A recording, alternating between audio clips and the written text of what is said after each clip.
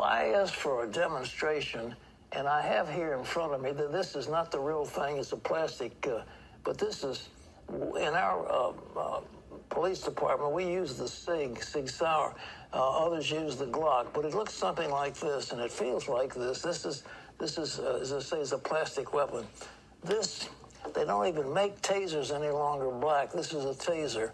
Now, Terry, I know cross and all that rest of it, but can you feel this one and then feel this one and tell me you couldn't tell the difference? This is lighter. Of course it's lighter. We don't have the battery in that, because if we did, we...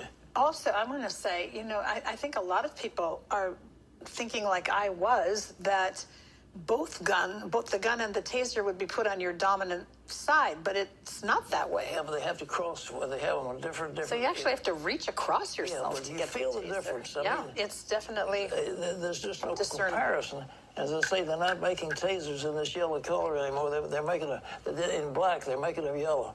Now, how she made the difference was she shot that poor guy to death, saying, "This is what I thought. This is what I thought was my taser." And if you can't tell the difference in the feel of those things, it's crazy. Anyhow, she deserves. But I am pro-police, folks. I think we need the police. We need their servants, and they do a good job. But if they don't stop this onslaught, they cannot do this. You know, the police in Virginia picked up a lieutenant in the Army and began to give him trouble. And our state police are highly trained. But why they don't stop this? And this thing is going on in Minnesota, but the Derek Chauvin, I mean, they ought to put him under the jail. He has caused so much trouble by kneeling on the death of George Floyd. It's just, on his neck. It's just terrible what's happening. And the police, why don't they open their eyes to what the public relations are? They've got to stop this stuff. Maybe they need more training.